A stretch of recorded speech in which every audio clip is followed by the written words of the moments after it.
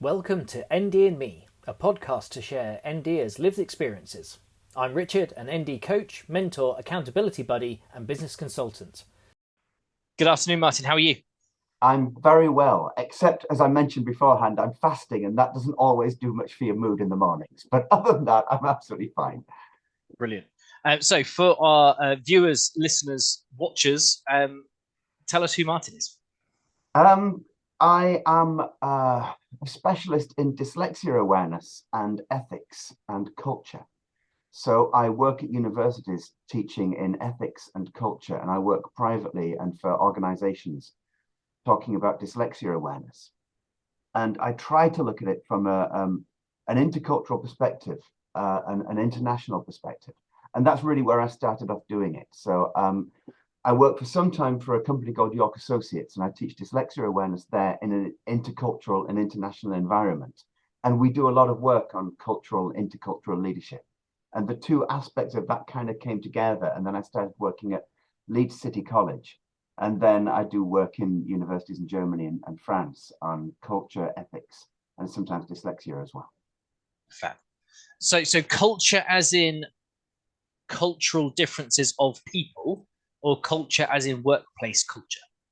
Well, both of those two things. Okay. But one of the interesting things is we talk about culture in terms of differences, and it's not always a helpful thing to do. What we can do is we can talk about culture as it were, or organic practices which we create ourselves amongst ourselves. Rather than othering other people, we can talk in terms of how to create cultures of togetherness. And how would you distance, or let me reframe that question. How is togetherness or inclusivity the same or different? Togetherness and inclusivity, I mean, to be honest with you, a lot of this is and I don't mean this as a critique of your question. A lot of it could be semantic, to be honest with you. What we do know is that the diversity and inclusion, diversity and inclusiveness, they're different, because diversity is looking at the differences and inclusivity is trying to go past those differences.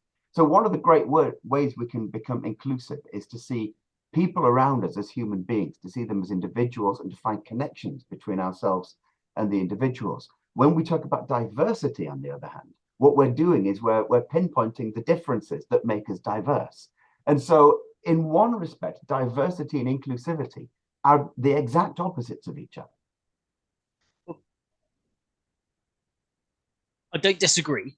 My framing there is diversity is innate, and inclusivity is allowing those people of difference to come together. That may well be, yeah. So diversity is a fact. The world is filled with a diverse number of people, and thank God for that, quite frankly. Because if everybody was like me, the world would have collapsed millennia ago, and there'd be no trace of it. And everybody selling breakfasts right now will be out of business. Exactly. Yes. So fostering togetherness. Talk to me a little bit about how you do that. So is that on the individual needs-based level? Is that more collective? Yeah, I mean, again, it's contextual. So, for instance, if I'm teaching a group of teachers from, let's say, Poland and France and Lithuania, let's say that these three countries, simply because they're countries I've taught fairly recently. If I'm teaching a group of teachers from Poland, France, and Lithuania, then one of the ways of creating inclusivity is to raise awareness of what we're talking about. One of the things we do is we look at dyslexia from a statistical point of view. We look at dyslexia from an experiential point of view. So we look at the experiences of dyslexic people. We look at dyslexia from a neurological point of view, from a behavioral point of view. And then we look at when we talk about dyslexia, for instance, then it's not possible to talk about dyslexia without talking about the aims and the purposes of the people who are talking about dyslexia. So we find out what the aims and the purpose and perhaps the preconceptions of the people in the groups are to begin with. And then we work from there. If, on the other hand, I'm working with a school itself and I'm in a school, then I may take a more personal approach and try to look at it from an individualistic perspective. So you're growing that togetherness by developing rapport and mutual understanding and empathy between each other on their shared goals and purposes. Absolutely, yeah. And it's empathy and knowledge. And if I can just be a little bit philosophical for a second, and please don't get too bored when I do this. But philosophers talk about third person epistemology, and they talk about second person epistemology. And there's a really interesting difference between third person and second person. So this is a grammatical term. Third person epistemology is it is this. So dyslexia is this, and you can list things and facts about dyslexia. Second person epistemology is a different thing. So the difference between third person and second person goes like this. Imagine you're on a desert island, you've not seen somebody ever, but you've got a massive file on who she is. Somebody's provided you with this folder with lots of facts and statistics and the history of this person and what she likes for breakfast if she's not fasting. And you can learn everything about her and you know everything about this person. This is third person epistemology, but you have no second person because you have no I, you, I, thou. As Martin Buber put it, ich und du. You have no I-thou relationship with that person. And this second person epistemology is what's crucial for building relationships and rapport. And so, yeah, there is, on the one hand, there's the third person approach where we're dealing with the facts, but the second person approach where we're trying to build relationships between people is incredibly important. Cool. And if I can say, by the way, and just to come in on that, we see on the internet an awful lot of stuff talked about empathy and how you can practice empathy and the 7 skills of empathy. And this is kind of misleading because empathy begins with knowledge, but second personal knowledge. It begins with when you start to know somebody as a human being. And there's really interesting neurological basis behind this. Now, the science is still out, but there's a bit of a movement towards this and for very good sort of scientific reasons. There's something called mirror neurons, we believe, that when you get to know somebody, when that person has an emotional experience, you share that emotional experience. So an example of an experience that perhaps isn't emotional, but a very deep experience is love. Let's imagine you're married, you've got a wife or a husband, and that person loves you and you love that person. Well, you don't have different loves. You share a love. Or you're on a mountain face with that person and you don't have a different fear. You are both afraid and you share that fear. Or you share a mutual dislike of each other. This kind of sharing is very key to what we talk about when we talk about empathy. And this comes from what we think of as the mirror neurons. These neurons in your brain that fire once you've got a relationship with somebody, and they fire when somebody that you have a relationship with has an experience, and you actually have the same kind of experience.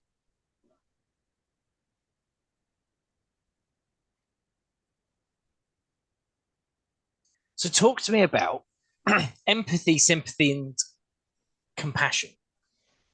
Okay. Where are the similarities? Where are the differences? Audience members, I may or may not have disassembled a Victor fiddle. Smashing things that are within reach is quite common. So compassion and sympathy. I mean, I don't know. Sympathy is essentially, you know, if someone's having a hard time, you sit down with them, let them put their head on their shoulder and head on your shoulder, and you can chat to them about it. And you get what's going on. So sympathy appears to be this third personal thing. I get what's going on. And then you can have compassion and you can care for that person. And that's a really interesting thing. And by the way, I think involved in this, we should have a very quick conversation about liking and loving. And this is really important. I'm going to go back to something Martin Luther King Jr. once said, which is that it's possible to love your enemies. I mean, he came from a very deeply Christian background. And he said that it's possible to love your enemies, but that doesn't mean it's possible to like your enemies. And that shows that liking and loving are categorically different things.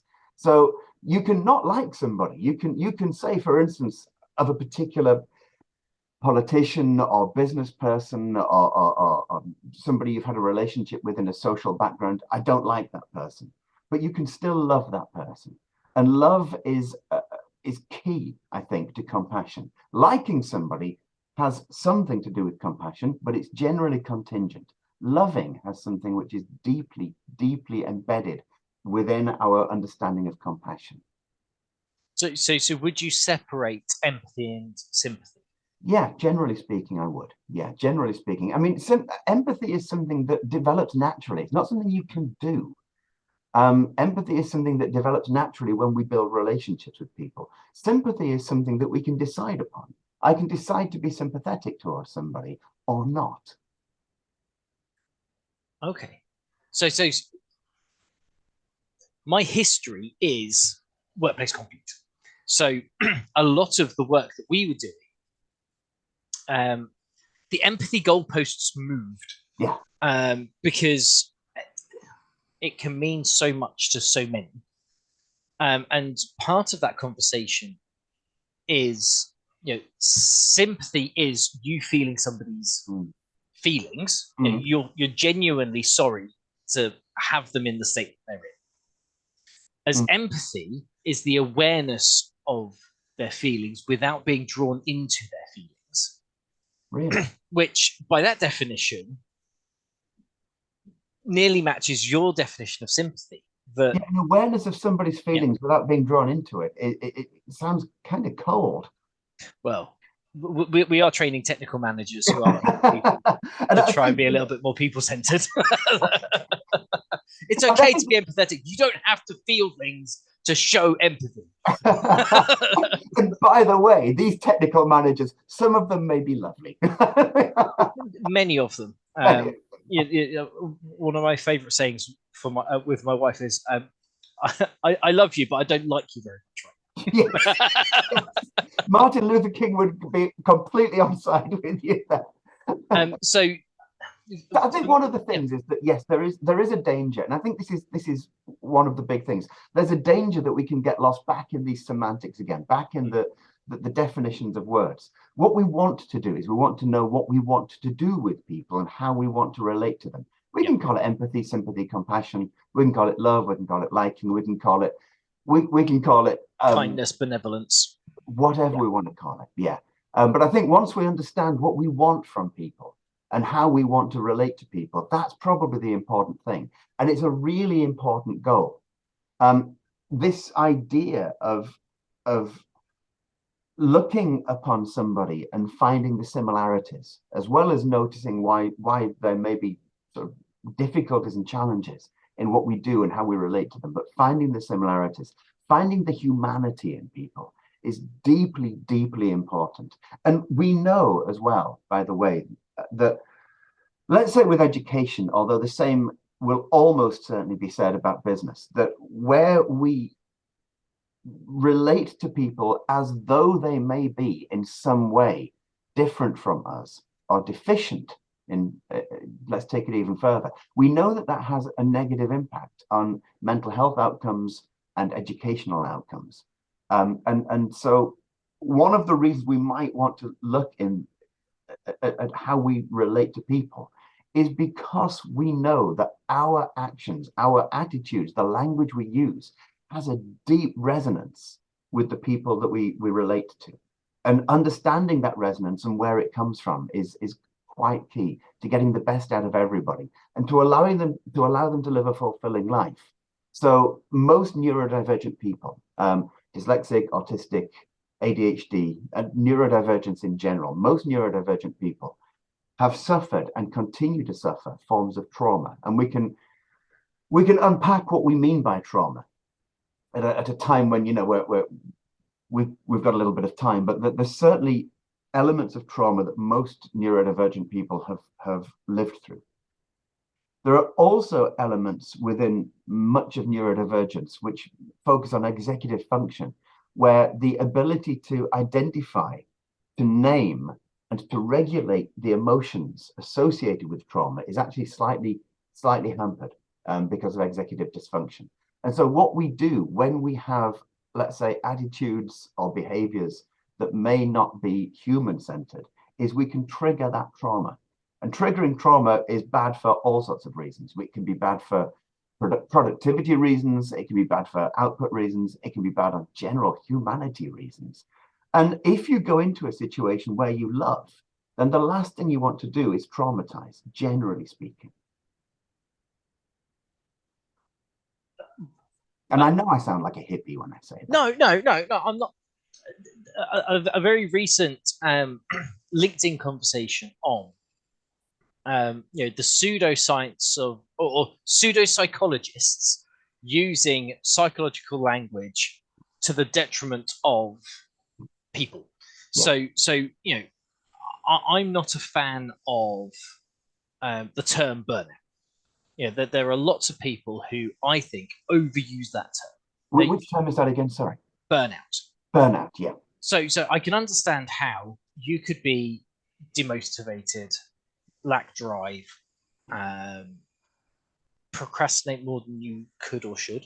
Mm-hmm. That may also be linked with negative emotion, depression, small d, not depression big D. Absolutely, because that's one of the other words that becomes overused. Absolutely. I'm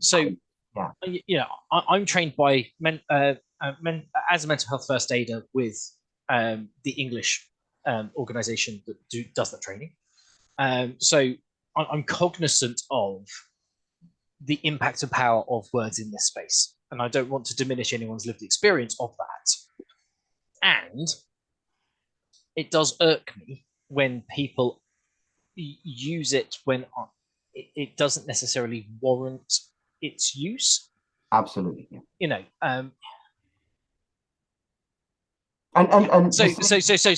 the reason that conversation came to me was your use of the word trauma. Yeah. So something can be traumatic without giving the recipient some level of post-traumatic stress. 100%, yeah. Which is one of the reasons why when I was saying it, that I said, and we can unpack what we mean by trauma at another point. But yes, absolutely, we have to be very aware of what we mean when we say trauma. And you can say we can unpack it, possibly not today, but if you'd like, and we can list the outcomes, we can list the characteristics, and we can then map those characteristics and outcomes onto people who have, let's say, suffered bullying or suffered anxiety. Some level of grief or loss, or yeah, absolutely, yeah. So no, I mean, I agree with you, and I'm quite aware that when I use the word trauma, I'm using it deliberately. Yeah. And one of the reasons, by the way, that we have such high prevalence of capital M, capital H, mental health problems among the dyslexic population is partly because of the trauma that's suffered at school and in growing up. And that ability to call it out, label it, process it. Absolutely. A lot of my self-work was looking at whether putting it in a box was processing. Am I just pushing it aside to deal with it because I don't actually... It's done. Yeah, but is it? And I had many countless hours having a conversation with all kinds of therapists about the benefits and ramifications of what that looks like and how that's done. And I was listening to a clinical psychologist who framed trauma or traumatic experiences and memories quite well for me, which was, it's dealt with when you can talk about it without becoming emotional. Yeah. Okay. Mm-hmm. And I was like, well, look, that's a line. I don't know if it's the right line, but it makes sense to me. Okay. So, all of us experience some level of grief or loss. That might be a loved one. It might be a pet. It might be you receiving harm. And all of that is your lived experience, which then develops your learned responses to those situations that then develop who you are. So, I had Tony Horn on recording her episode recently, talking about masking. And she was like, well, I like who I am when I'm wearing my mask. Because who I am wearing my mask is me. Yeah. It's just this version of me that I've created and curated over 100%. My lived experience. The number of people who've said to me at various points in life, why don't you just be yourself? And I've said, well, I am. You know, I am a different person in different contexts, and I'm aware of that. And I'm happy to say that's me.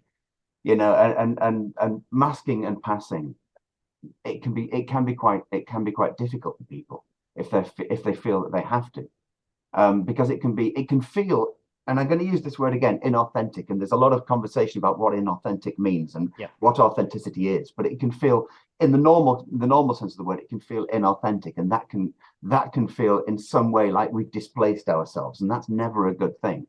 But on the other hand, those people, perhaps I'll have to listen to the conversation. I'm looking forward to it with Tony, who goes, look, I enjoy who I am when I'm this person. It could be a very positive experience. So she did a lot of performing arts growing up, and she found that as her outlet. And then, you know, she could then in some way disassociate what she's doing because she's playing a role. And then, you know, getting up on stage and speaking to 200 people, I'm a performer on a stage sharing to the audience, and that is a different context to I'm talking to Martin. I'm talking to Martin and 12 other people, and then having to manage the social interaction of those 12 relationships rather than just performing. And you know, the critics will make their judgments.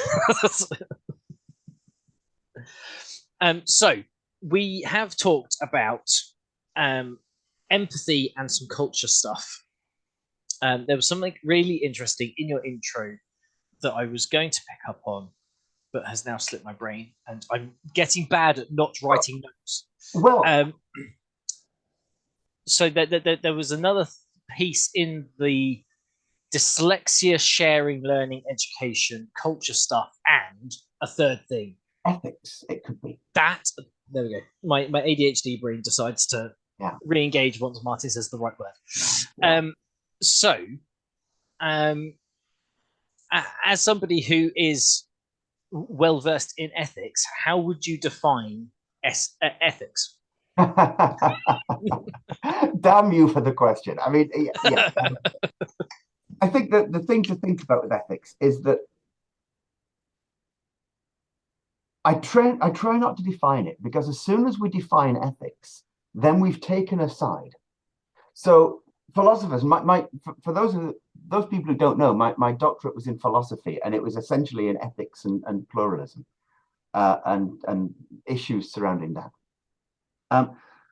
Different people with different ethical perspectives will look at ethics differently, and one of the ways that we can bring people together, of course, is to look at why different groups might think that such and such a thing, or an action, or an event, or an attitude is right or wrong.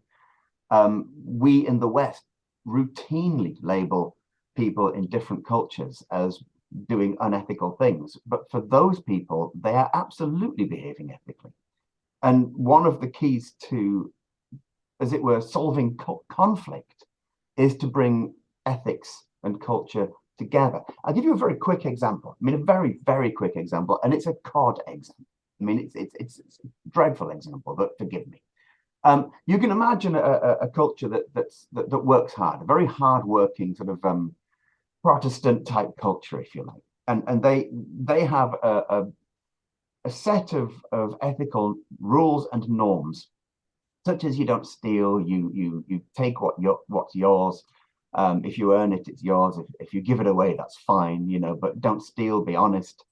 All of these kinds of rules. And these are very, very set rules, and they're kind of deep within most cultures. And they have a big banquet at the end of the harvest festival, and they all eat their food, and they all go to bed satisfied. But they leave a lot of food out on the table, maybe for breakfast or to do something, to trade with it, or whatever they want to do. And that night, along comes a boat full of refugees whose understanding of ethics is, well, if it stops suffering, it's better than if it retains suffering. And they see this food. They have no money, they have no visas, they can't work for it, but they realize that if they give this food to their wives and kids, then it'll stop a bit of suffering. They're about to take some of the wheat from the table, and the police arrive and say, "You're doing something that's wrong." Now, the question that we have to ask is, are they? And if they are, why? And under which framework are they doing something that's wrong? You have frameworks where there are certain things that are considered right and wrong, and we can all list them without becoming too sensitive. We can all list things like murder or genocide or certain forms of abuse. And then you have other cultures that believe that right and wrong is sort of unpacked in terms of harm done or happiness gained or something along those lines. Well, these are two different types of the way that we look at what ethics might be, or what something is to be ethical. Because from one group's perspective, an action might be ethical, and from another group's, it might not be ethical.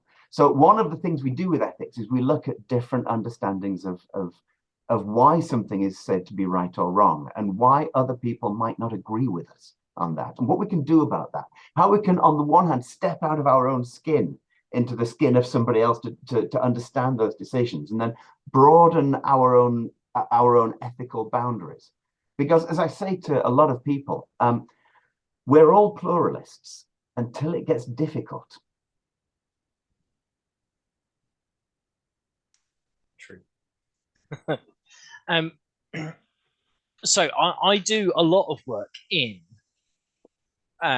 fair, just, restorative workplace cultures, mainly in healthcare, looking at the reduction of harm and responsibility and accountability in place of fault and blame.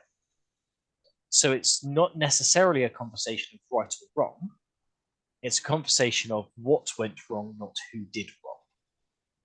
So there are a series of unfortunate events that led to something bad happening. And we can all categorically say that the thing that happened was bad. Yeah. Right. Because it doesn't matter which ethical lens you look at, it was bad. So then comes the question of, well, how do you deal with all of these things that went wrong? Do you look at it from a individualistic responsibility, accountability for action or inaction, and punish that person for their ability to do or not? Or do you look at it systemically to say, okay, well, one of the key proponents of that is the substitute test. Would somebody else in the same position made the same choice? So I think it was Thomas Sowell said, it's not a conversation of good and bad. It's a conversation of choices and consequences. Or right and wrong. It's choices and consequences.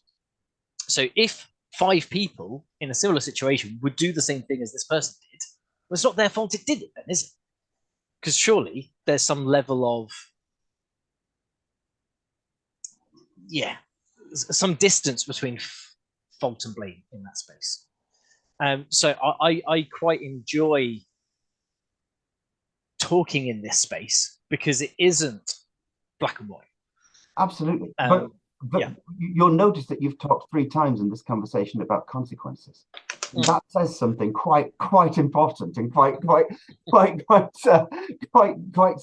deep. And that you say also, everybody can agree that something's bad. That may be the case, but it might not be the case that we all agree why it's bad.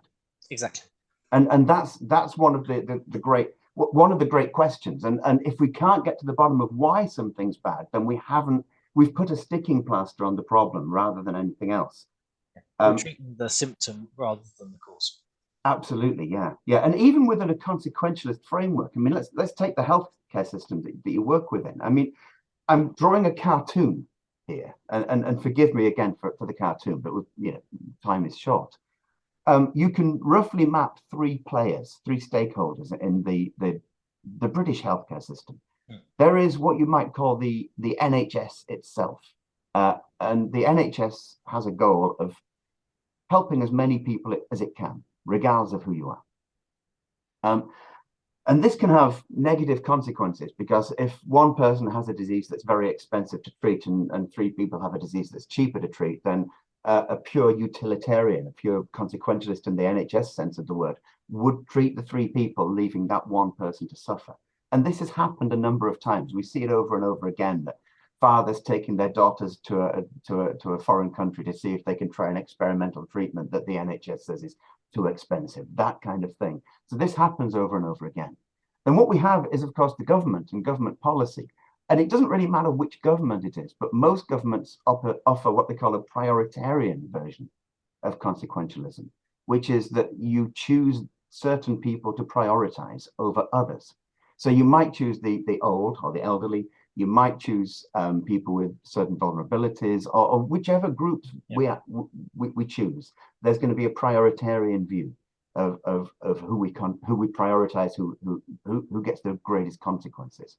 And then, of course, within the hospitals themselves, they tend to respond to need and to greatest immediate need. Now, these three stakeholders are actually looking to benefit very different people and in very different ways. And so when something goes wrong, one of the questions, of course, is who's it gone wrong for? Has it gone wrong for the hospitals? Has it gone wrong for the government's policies? Has it gone wrong for the NHS procurement policies? Where has the wrongness, as it were, happened, and why? And this is a fascinating question.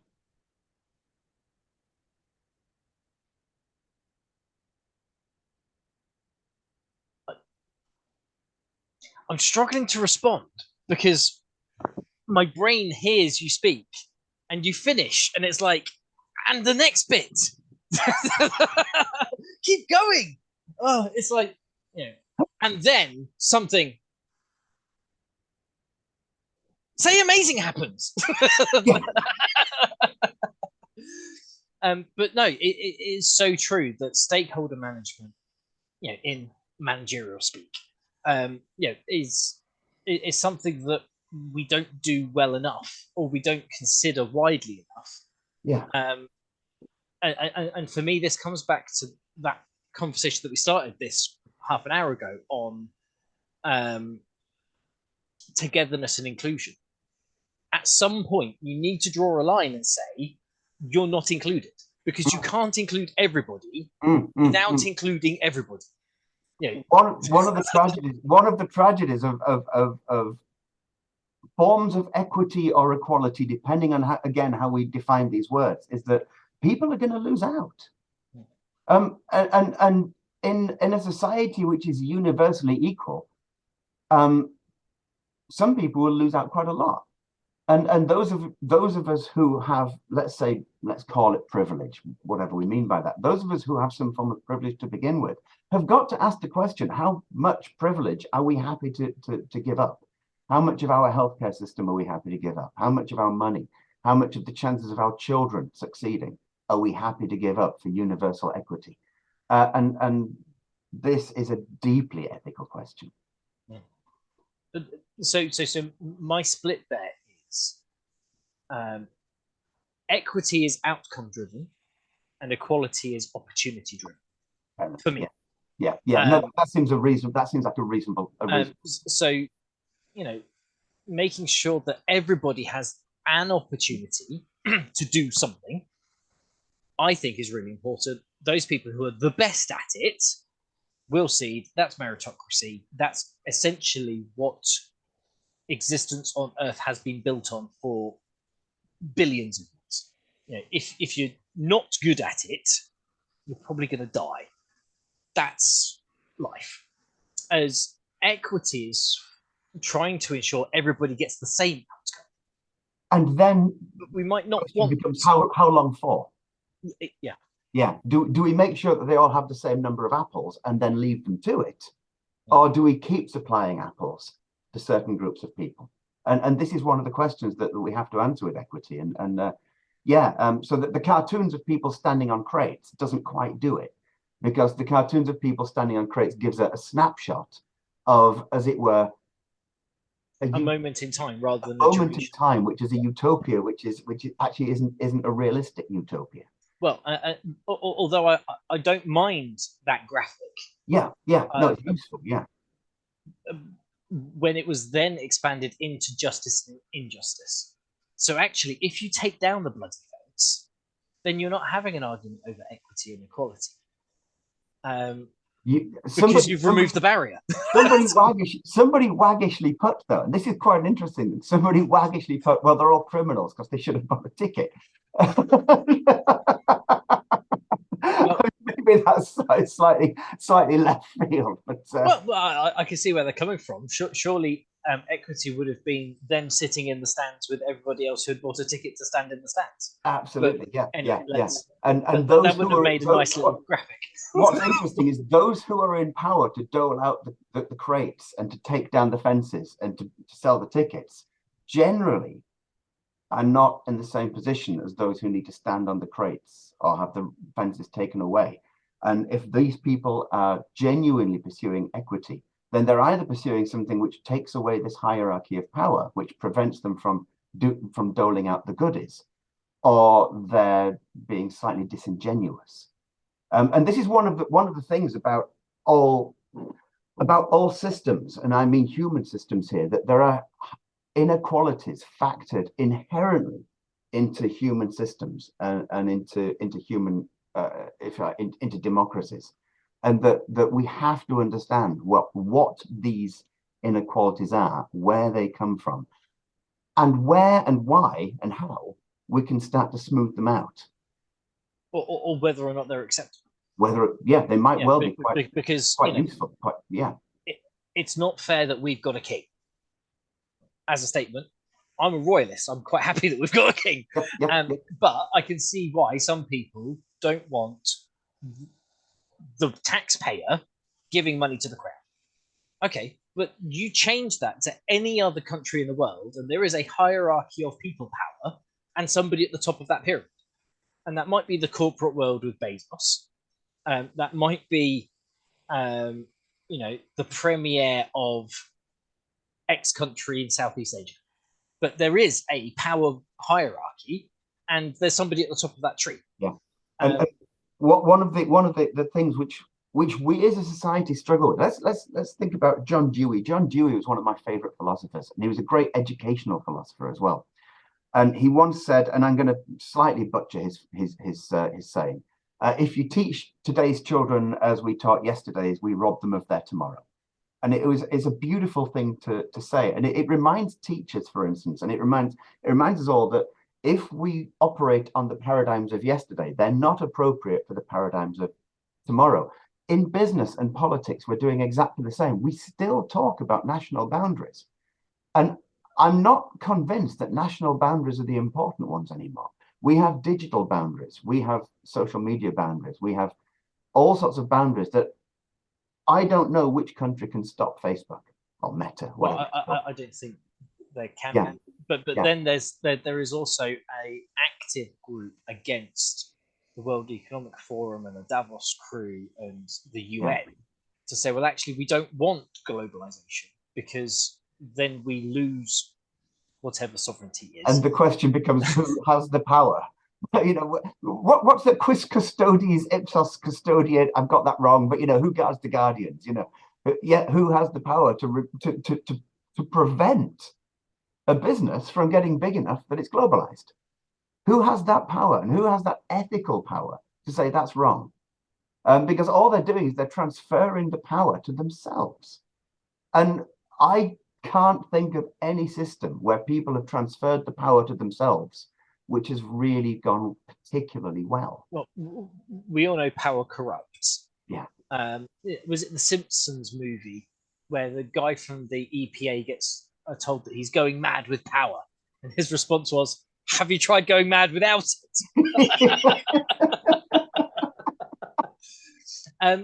So we all know power corrupts, and we all know that in hierarchy there is an imbalance of power. And was it Churchill that said, democracy is the worst form of the worst form of government, except all the others that we've tried. unless maybe you go back to ancient Greece and have true democracy with random participation from the masses, but then you end up with some people who really, really, really shouldn't be in that conversation. And as we know, the people who win the arguments, it's very seldom people win arguments out of pure rationality, and we all start with the same level of rationality. You win arguments through the exercise of power. Yeah. And so those people who come to power through democratic systems are those who exercise power better than others. And we're already on a sticky wicket. And we can't help it. We can't help it. This is just the way we are, the people who get to the top are the ones who are better at climbing on top of everybody else's backs. And then throw their teddies out of the pram when their power is undermined by policy process and other people's privilege. Which we've seen this week with Mr. Johnson, former Prime Minister, trying to get his peerages through. And then the news twisting it to make it a bigger story than it actually is. Let's not. You see, Boris, like Mr. Trump, that there are some people in the world that are popular but aren't necessarily healthy. There are some very, very charismatic people in the world, and just because they have the gift of the gab and they can manipulate power doesn't mean that they're the best person to further the progress of the world. Well, if I can blow smoke up your ass for a second. Richard, you're a charismatic person and you've got the gift of the gab, but you don't have that power. And the question is why? And the answer is because you're a decent human being. I think a lot of the answer is because you're a decent human being, as well as moral luck and being in the right place at the right time and that kind of thing. But yeah, I mean, people like you are charismatic, intelligent, articulate. And yet why is it that somebody else, let's say Donald Trump, I hope that people watching aren't massive Trump supporters, but for many reasons. Let's say Donald Trump, he manages to get power. What is it that's different? And it must be, I think, that one of the great differentiators is that outlook about how you're able to treat other people. Well, and for me, that's the conversation of integrity. Is notwithstanding your position in life, how do you help others? Or do you help others? My mum and dad are retired. My in-laws are self-employed property people. And I do more volunteering than those four put together. So, well, why is that? Well, because I get a great sense of self-worth of being value to other people. And let's not confuse that with the selfishness, by the way. Let's not confuse having getting a sense of value and self-worth from doing good things as saying I do good things so that I can get value and self-worth. There's a difference there. But is there? So a lot of the work that I've been doing, looking at Carl Rogers, Carl Jung, needs-based behaviors, looking at the psychological need for safety, value, respect, community, everything. So I'm of the mindset, because it's my education, that everything we do as human beings is to fulfill 7 basic needs, and those needs are to make sure that you have a community around you so you don't starve to death, amongst other things. So in my mind, Mother Teresa was selfish because she did things to help others to fulfill herself. I once talked to a psychologist about this, and he said, well, tell me one time you've done something deliberately so that you feel bad. And there aren't that many times, actually. Maybe fasting. But I think that there is a difference between doing something and knowing that it will make us feel good and doing it with the primary objective of feeling good myself. So, for instance, if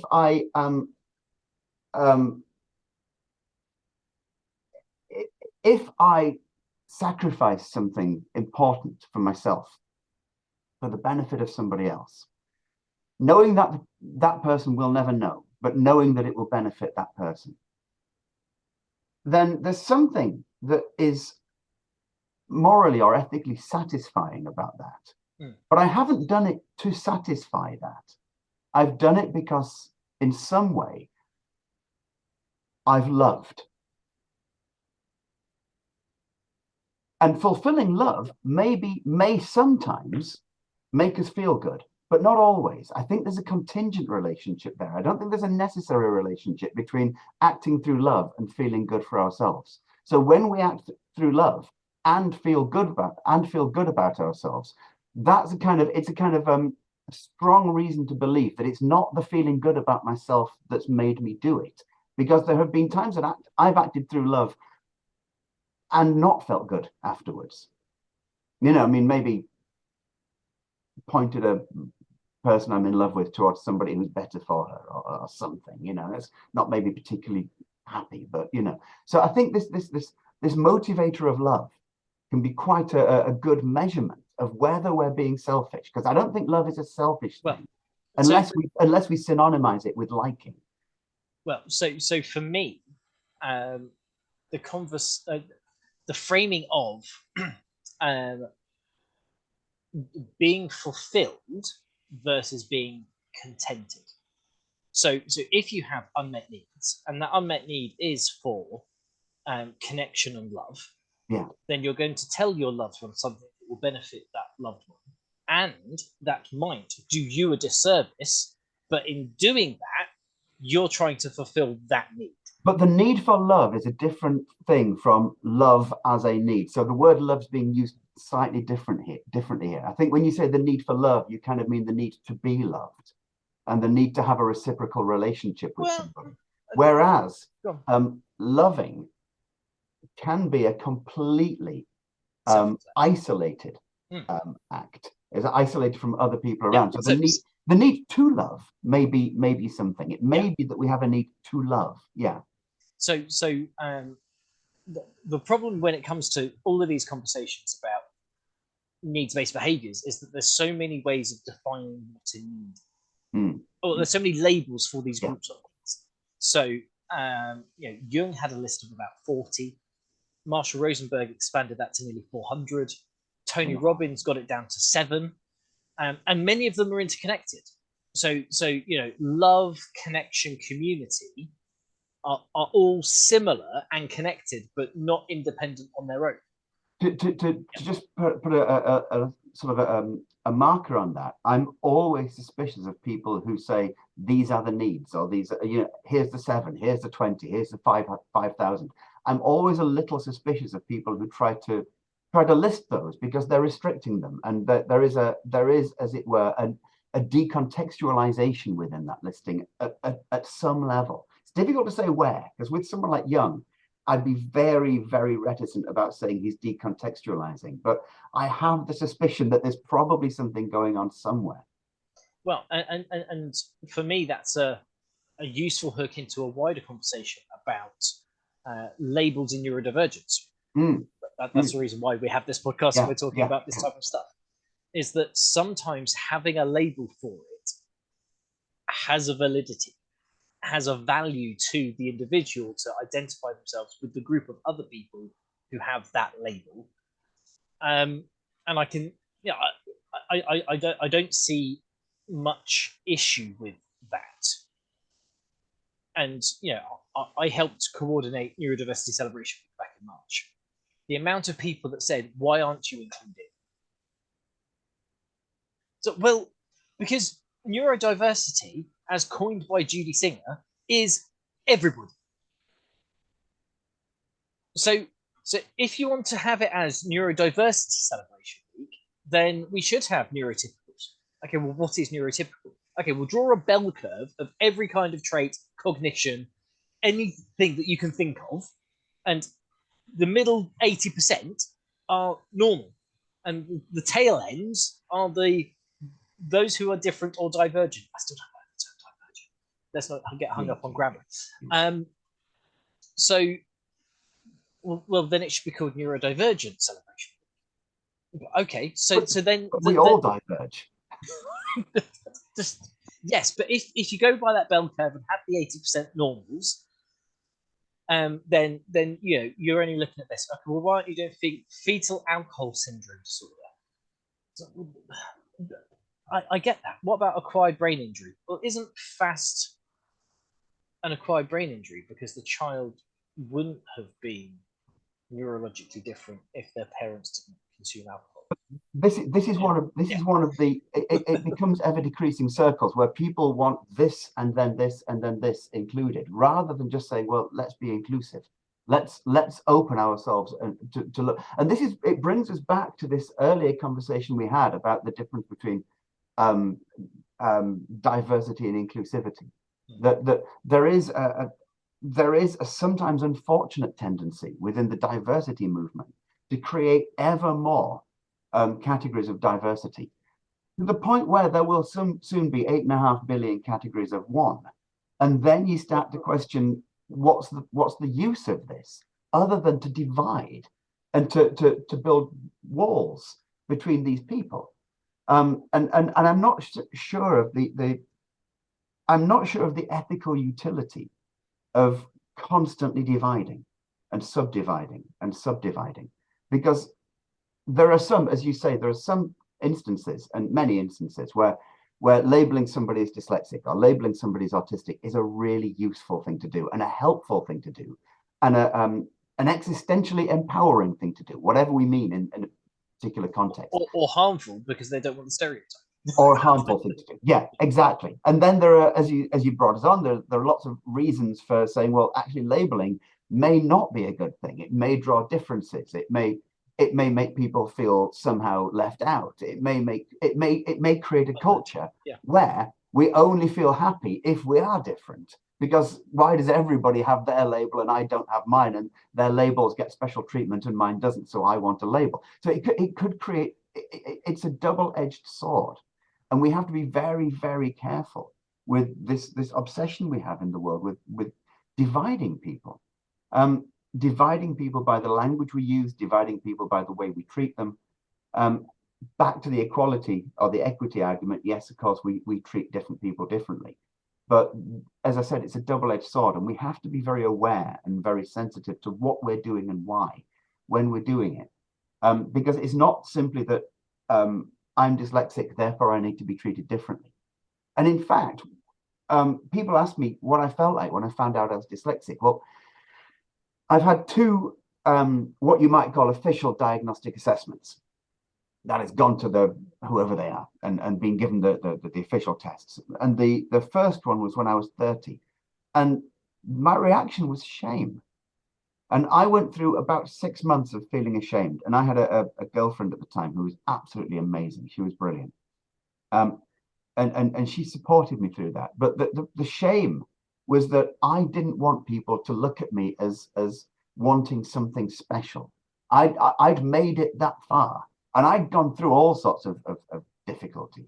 But nevertheless, I'd made it that far. And I didn't want people to say, oh, well, he needs a helping hand. I didn't want that.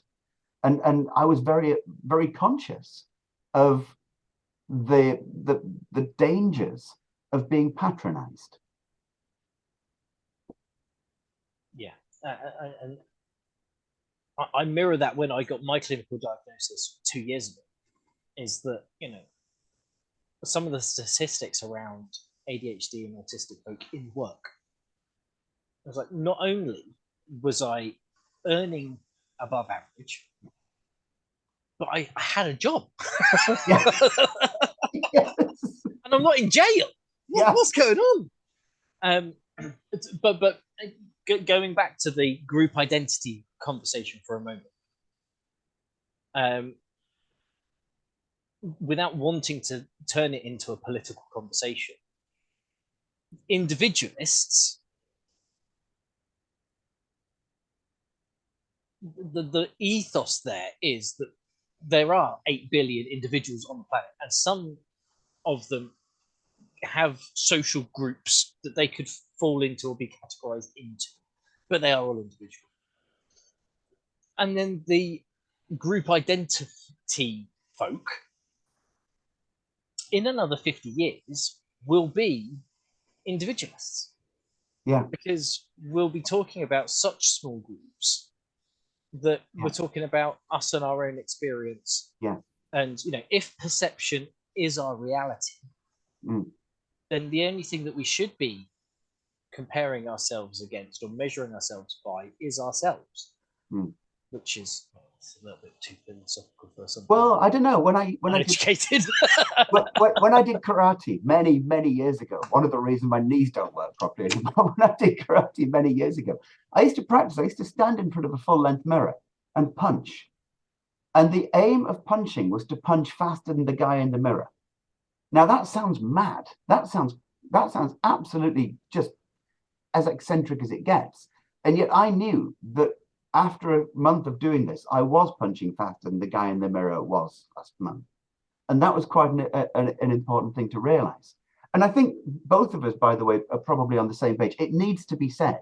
And I'm aware that how the conversation could be misinterpreted. We are currently in the middle of Pride Month.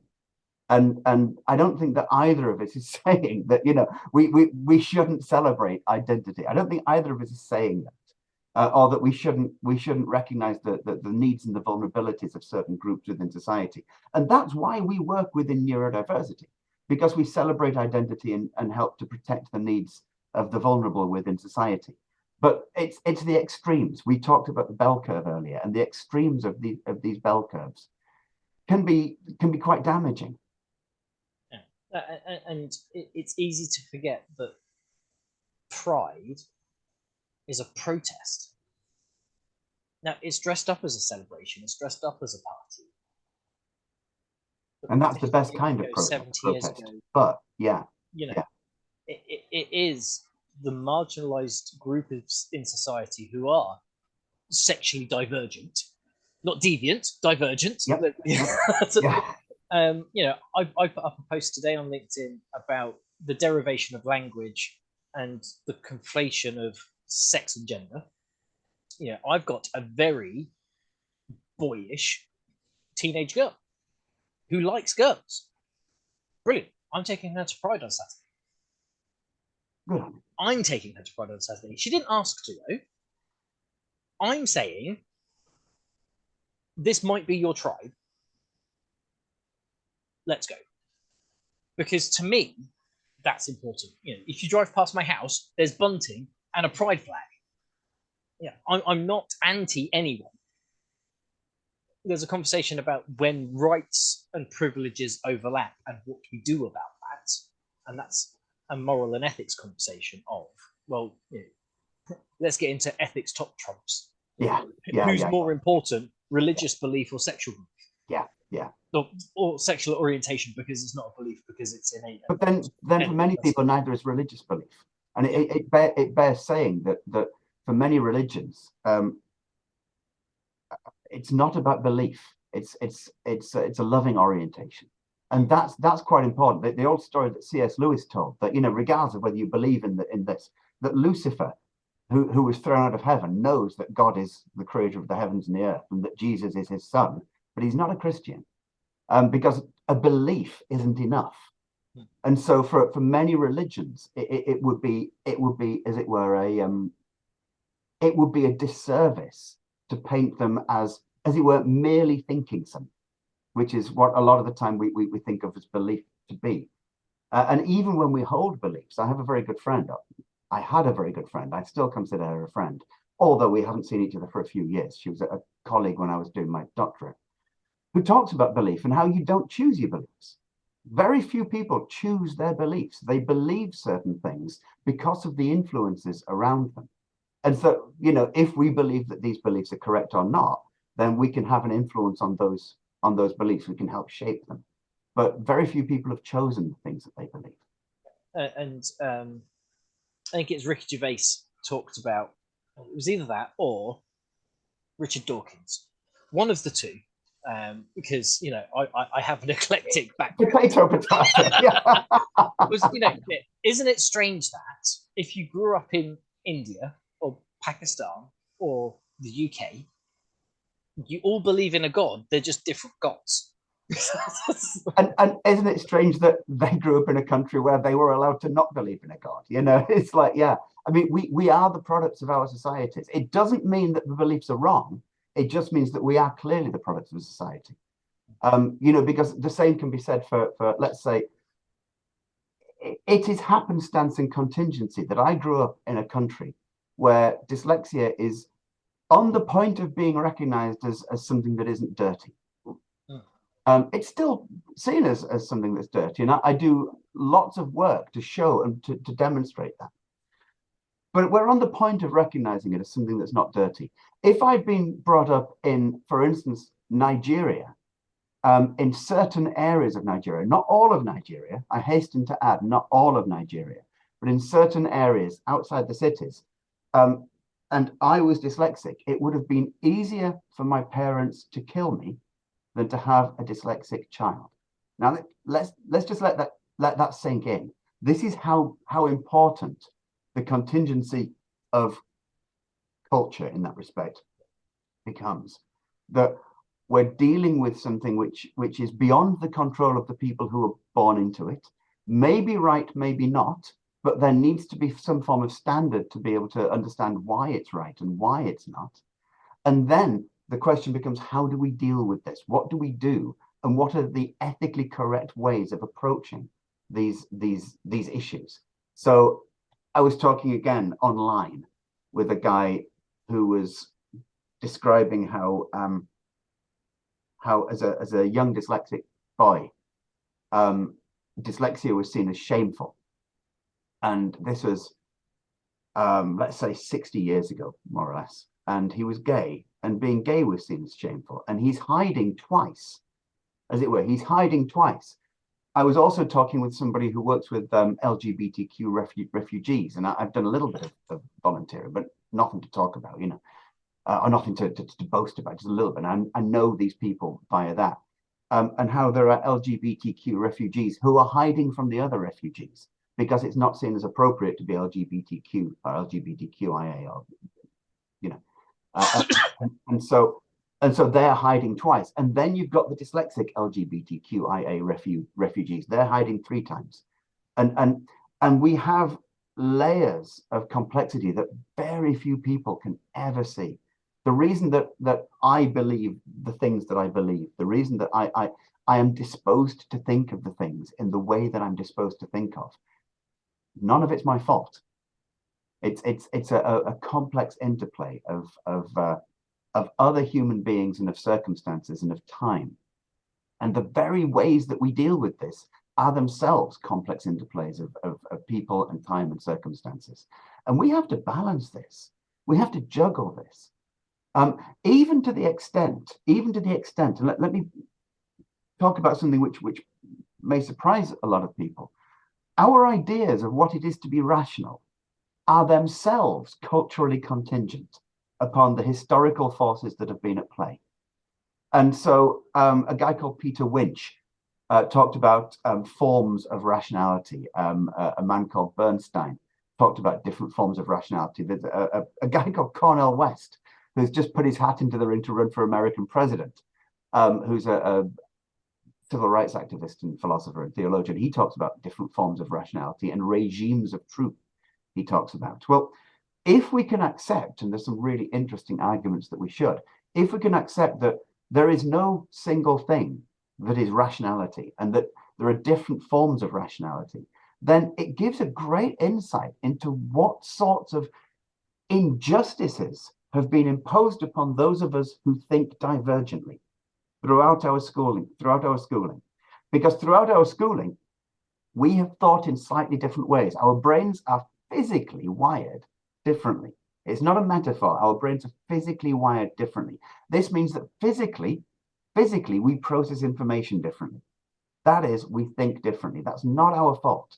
It's just any more than it's somebody else's fault that she processes information in a typical way. And yet the injustices that dyslexic, autistic, ADHD people have suffered throughout their lives, that's an ethical crime.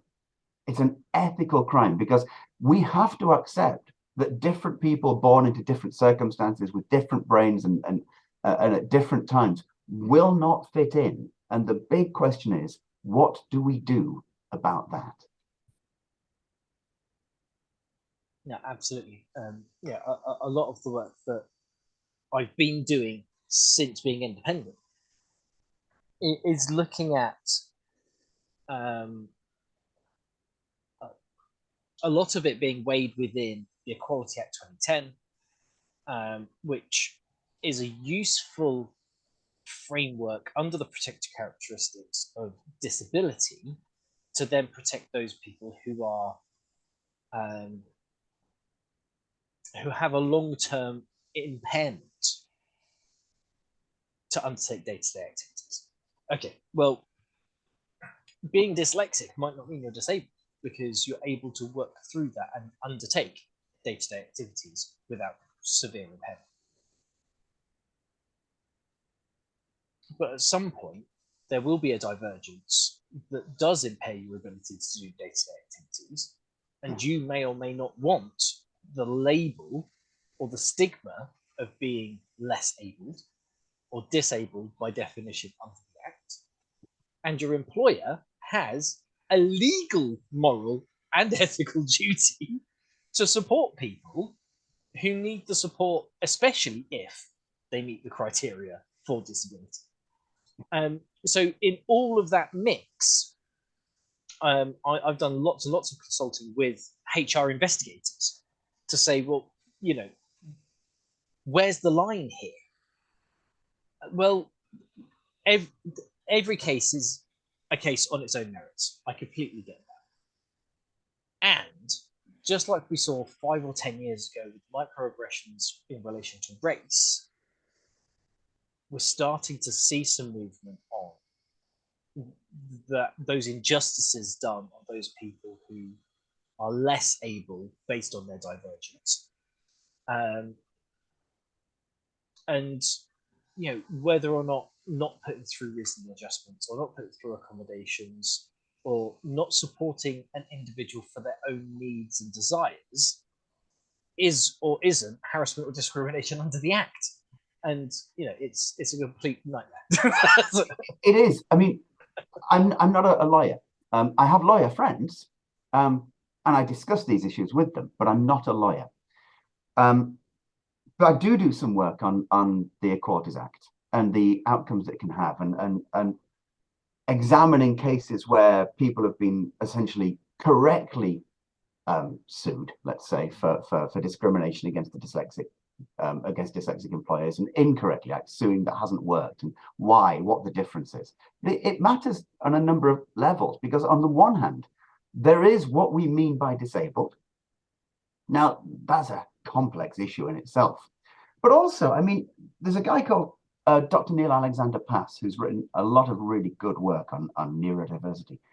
And if I may name drop, I was chatting with him about this once, but you know, I don't know him very well, so I'm not claiming that we're bosom buddies, although he's a brilliant bloke. He wrote in one of his books, Hidden Invisible Differences, Visible Success. He wrote something that got me thinking, which is that when you go for a job, you're always asked, not always, but sometimes you might be asked about your ethnicity, and it gives a long list of potential ethnicity identities. That's fine. There's no complaint about this. It may ask about your sexual orientation or your gender orientation. It will give a list of different orientations that you may identify with. I'm not complaining about this. But then it'll say, do you consider yourself disabled, yes or no?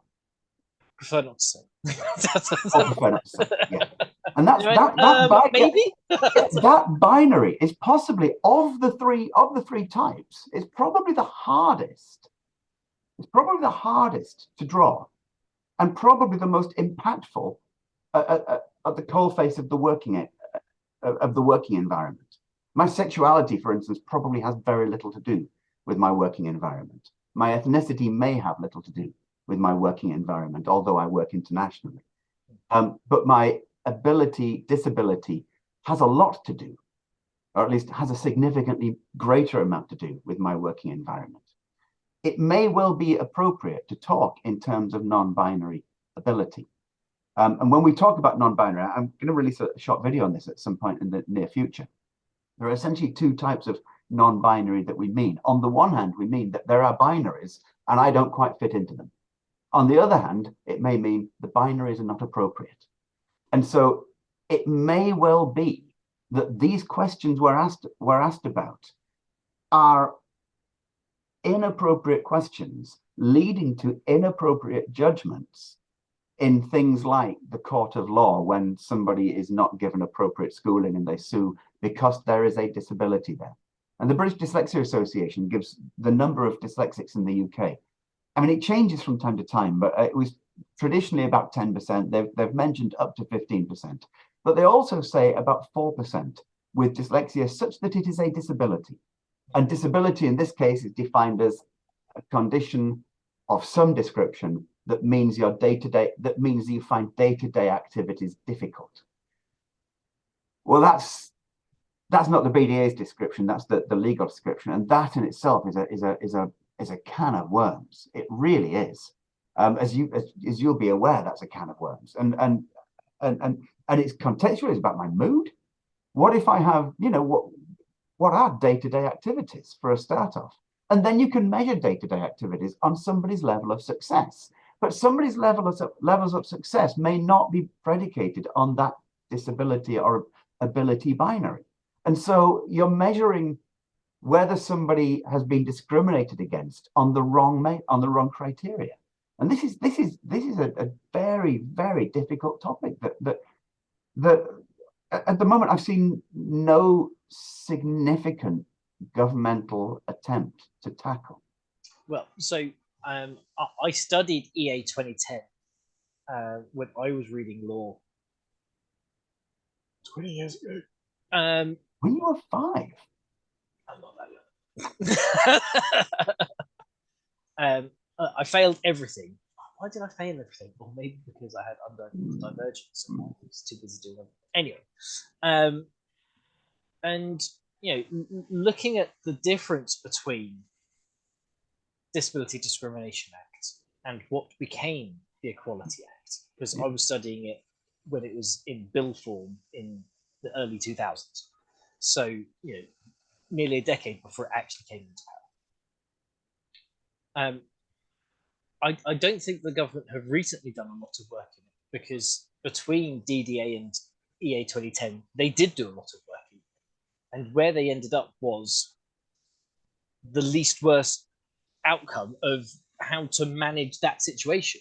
Because unless you go through something that looks like individual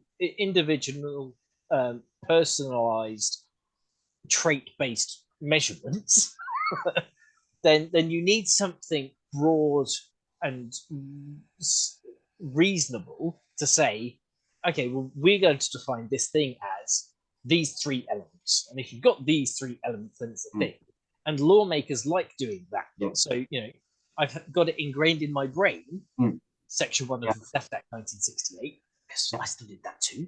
Yeah. And I've also got in the balance symbol equation for photosynthesis, because we sang it every biology lesson for 4 years. So, dishonest appropriation of property belonging to another with the intent to permanently deprive them. That's a hell of a description of photosynthesis. No, that's theft. So, if you can prove any of those things isn't true, it's not theft. Wow. Yeah. So, and then you've got this idea of significant, reasonable. You've got these words that are so subjective, indeterminate. Yeah. Yeah. Absolutely. And that's why in other legislation, even Section 26 of EA, where we talk about harassment applies when the recipient receives and infers and. So it isn't as simple as yes, no. It's yes, no, maybe, depends on the circumstances sometimes. Yeah. But I think lawmakers did what they could to get to the definition that we got to, and it's probably more helpful than older DDA language. And I like the fact that EA 2010 is broad enough to pick up all of this other multifacetedness. But it also shows the privilege of the lawmakers. Where's caste? Where's class? Where's absolutely. These things have got nothing to do with your day-to-day activities, your impairments. Political or union affiliation. Do you have friends who are helping you? Yeah. Because if the protected characteristics were broader than the 9, it would help more people. How many working class people are discriminated against in a law firm because they're from Birmingham? Now, and this is the legal part of it, which is incredibly important. I'll go back and apply this to education, or I'll apply it to business. The number of educators I've spoken to, the number of business people I've spoken to who've said exactly the same thing.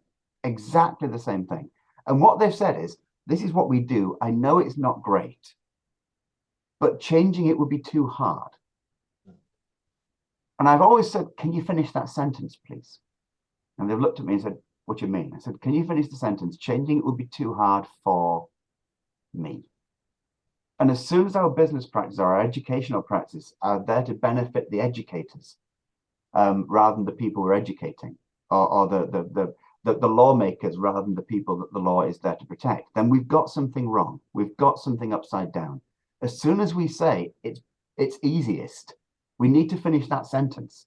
As soon as we say it's more efficient, we need to finish the sentence. As soon as we say it will be too hard, we need to finish the sentence. And this is a very difficult, honest conversation we need to have with ourselves. It's too difficult. If the end of that sentence is for us or for me, then we might be doing the wrong thing. I don't disagree. And that's my oppositional defiance way of kind of agreeing. And again, for me, it goes back to that inclusion conversation. That in an ideal world, we would have personalized treatment. And the reason we have stereotypes and blanket ways of doing things is because for the significant majority, that's good enough. Okay, so maybe it's hard, but it's disproportionately harder than something else. Perhaps, but this is an assumption that I don't think is being tested, to be honest with you. So, for instance, as one of the, let's say, 20% of people who was genuinely collateral damage at school, the ones who, I didn't fit into the learning norms, and so, well, it's okay that I fail, which is essentially what we're talking about here. As somebody who belonged to that demographic, I just wonder how we measure the disproportionality. And I wonder whether it's actually ever been measured, or whether this is simply a way of saying, oh, it would be too difficult, or it would be disproportionate. Because I'm never convinced. And I think it's easy to draw graphs of sort of, if you like, graphs of what's easy, what's a little uncomfortable, what's challenging, what's hard, what's impossible. And then if you can do the easy things, then maybe everything else moves down a little bit, so that the things that are a little uncomfortable become what's easy. The things that are easy become what's normal, standard, everyday practice. Uncomfortable becomes easy. Challenging becomes uncomfortable. That kind of thing. And I mean, it doesn't work on a one-to-one level like that. But you do wonder, don't you? And that where a lot of the time there is intractability because there is resistance to change. Yeah. Because we fear that which is unknown. We all fear that which is unknown. I fear that which is unknown. Which is one of the reasons I fear what I'm going to make to eat this evening, as much as anything else, because I have no idea. But we fear what's unknown.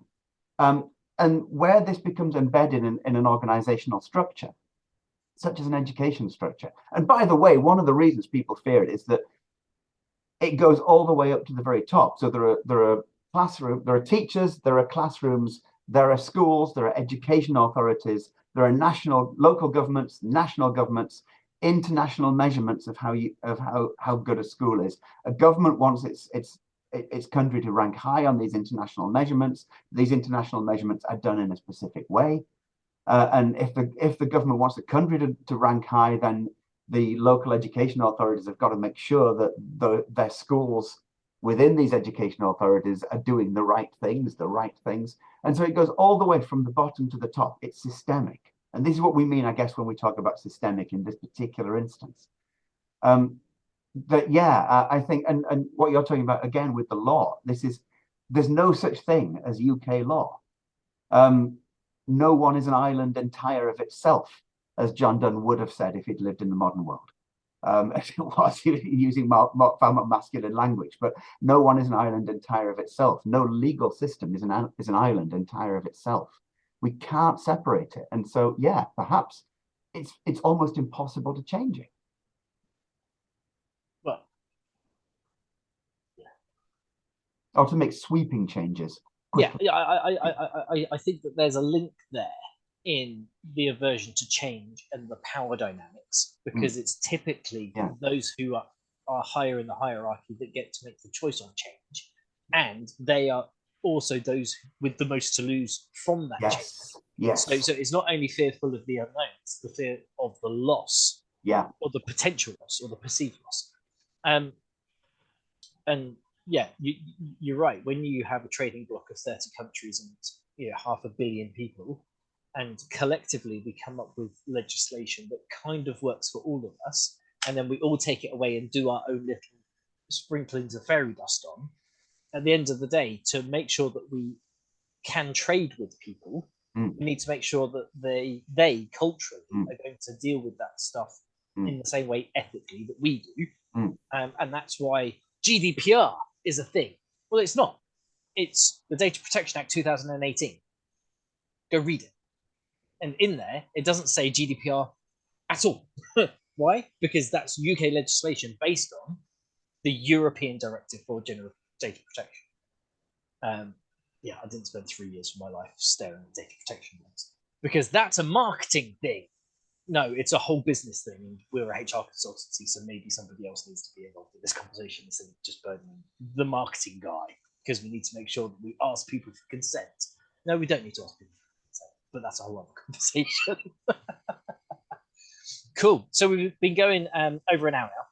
Is there a conversation that you wanted to talk about today but haven't had a chance to talk about, or are you just happy that we've had a nice chat? Look, I'm really I'm thrilled with what we're talking about. To me, so I suppose to me, I've loved this conversation. I'm aware that we've gone off neurodivergence quite a bit. I hope that the listeners, the viewers, the watchers don't mind that. If they do, we can have other conversations. There are conversations about intercultural, international understandings of dyslexia that we can have, and why these are important. There are conversations specifically about, and this is something which I mentioned, the ethics of how we treat the neurodivergent. This is a really interesting point, and something which a couple of my friends and colleagues know I'm interested in. It's called epistemic injustice, which is a really interesting topic. And I think overall, that the difference between the descriptions and the experiences of neurodivergence are fascinating differences, because they show, as we've just been talking about, if you like, the top-down approach to looking at neurodivergence, as opposed to the lived experience, or the experience, because it's probably the same thing in most cases, the lived experience of those people with dyslexia. And by the way, I say that because I take a very broad understanding of the difference between experience and lived experience, as in, I'm dyslexic, I have a lived experience. My brother experiences my dyslexia, so he's got experience of dyslexia in the family, and that would be the kind of difference that I draw there. But yeah, I think I've loved this, I really have. But if you're interested in talking about dyslexia from an internationalist perspective, or the epistemic or the injustices involved, and why these are injustices and what we can do about them, then this is something which I think would be fascinating. No, that definitely sounds like a topic for something else. And what that might be is a mutually shared and promoted event, webinar, chat, maybe something live with some humans to interact with outside of the two of us. I had to add that in case somebody thought that I was calling us non-human. You have no way of knowing at this side. There's always going to be somebody to pick a hole in something. But no, it's been a fabulous time having the conversation with you, Martin. From my point of view, especially, yeah. I love having conversations without an agenda, because where they go is far more organic. I can't preconceive the answer because I don't know what the question is yet. So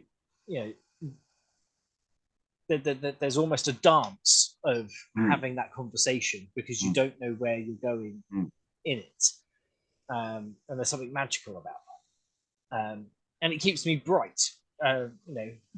Working on your own in your 3-meter square office with some sunlight but not a lot of external human interaction, sometimes being cognitively challenged to have a conversation about something that's meaningful and that you're passionate about. It can be the worst, that sense of isolation, especially working from home. I know people who are massive fans of virtual digital distance interactions and working. I know why they are, but I feel isolation quite a lot, especially when I'm working online with people, giving training online. I never feel that I always feel there's something else that can be got from a face-to-face training. It's almost like we've had 60+ million years of being connected physically. Yeah. And in the last 10 years, we've started to connect non-physically. And our physiology just hasn't caught up with normalizing that. Yeah. And in the last 3 years, it's been forced upon us in ways which we'd never expected, and which technology has responded to wonderfully. I mean, it's been amazing what technology has responded to, or how it's responded to it. But there are pros and cons. How we've basically upgraded Skype from 20 years ago. It is exactly the same, isn't it? Zoom and Skype are exactly the same thing. Well, and the fact is that the ringtone on Teams is the old Skype ringtone. If you buy a Nokia and it goes diddle-doo, diddle-doo, it's the same ringtone. You might have put an extra chord in it and made it sound fancy, but it hasn't changed. But no, Martin, it's been a really nice afternoon having a chat about all kinds of things in ethics and culture and neurodiversity. So thanks very much for joining. Brilliant. Thanks, Pete. Thanks, Richard.